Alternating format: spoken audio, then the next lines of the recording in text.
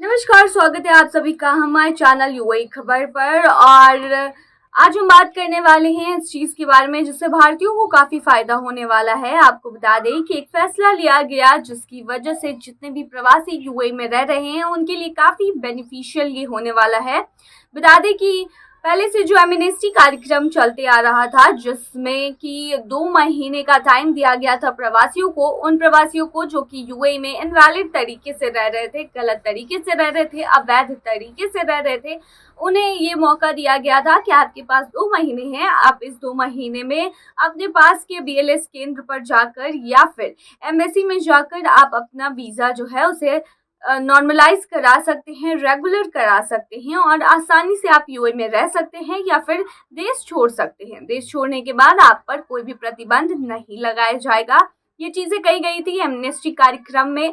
बता दें जैसे जैसे 31 अक्टूबर का डेट पास आते चला आया तब भी चेतावनी भी जारी की गई थी उन प्रवासियों के लिए जिन लोगों ने अवैध रूप से रहते हुए भी वीजा को रेगुलर नहीं कराया था। बता दें अब उन भारतीयों के लिए भी खुशखबरी है जिनका ये 2 महीने के बीच भी काम नहीं हो पाया, क्योंकि अब यूएई ने बड़ा फैसला लिया है और इसे एक्सटेंड कर दिया है 31 दिसंबर तक।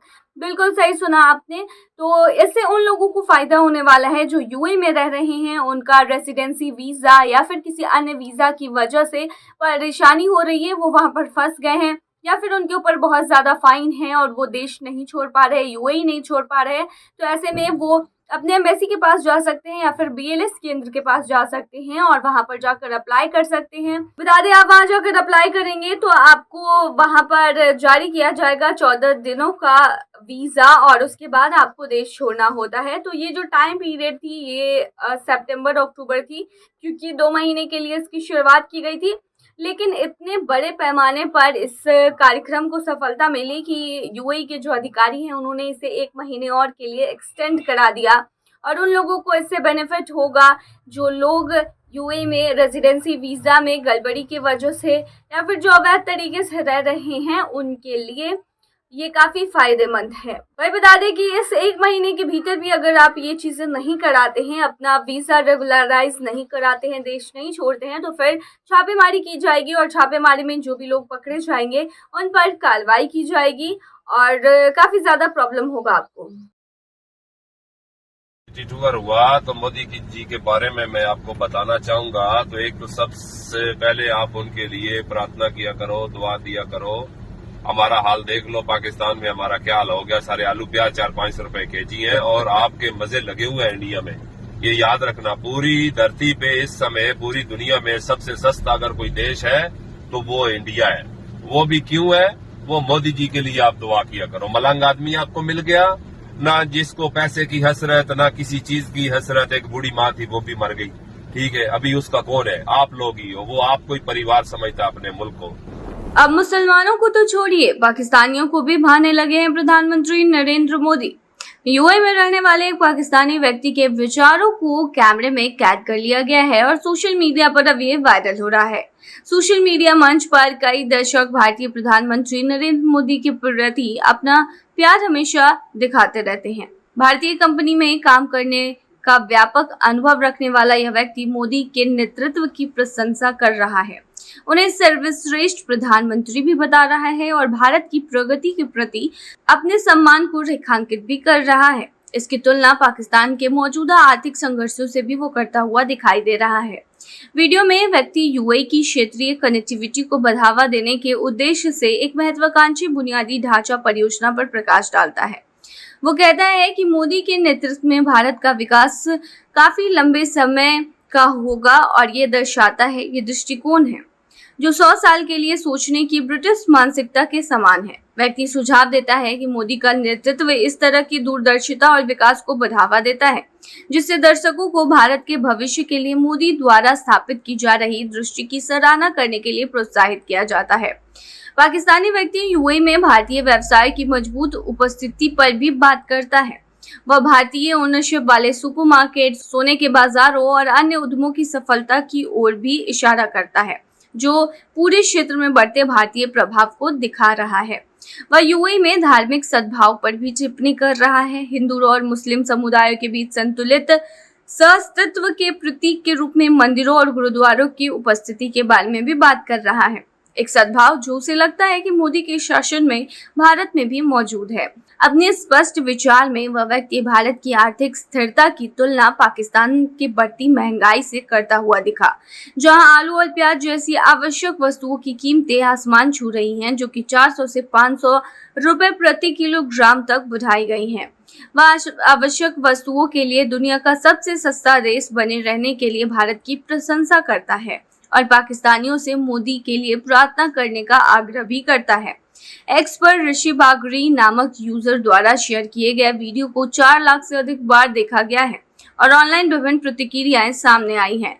कई दर्शकों ने इस व्यक्ति की खुली प्रशंसा की सराहना की, जिसमें एक टिप्पणी थी कि सीमा पार सम्मान देखना ताजा करने वाला है। एक अन्य ने टिप्पणी की कि मोदी की नीतियां वास्तव में प्रभावशाली है, जबकि कुछ पाकिस्तानी दर्शकों ने उसके दावे की विश्वसनीयता पर सवाल उठाया, यह सुझाव देते हुए कि वे यूएई में अपने माहौल से प्रभावित हो सकते हैं।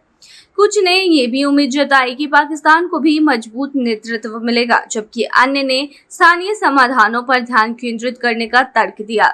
एक दर्शक ने कहा, दूसरे देशों के नेताओं की सराहना करना अच्छा है, लेकिन हमें अपने नेताओं का भी समर्थन करना चाहिए। इस पर आप क्या सोचते हैं, हमें कमेंट सेक्शन में जरूर बताइएगा। दुबई में देखने को मिली है बंधुआ बीवी। दुबई में एक बंधुआ बीवी देखने को मिली है। आमतौर पर बंधुआ मजदूर देखने को मिलते हैं, जिसमें उन्हें पैसे दिए जाते हैं, उन्हें बांध के रखा जाता है, कॉन्ट्रैक्ट बनाकर, और खाने पीने की चीज़ें दी जाती है और अपने मन की मर्जी से चीज़ें करवाई जाती हैं।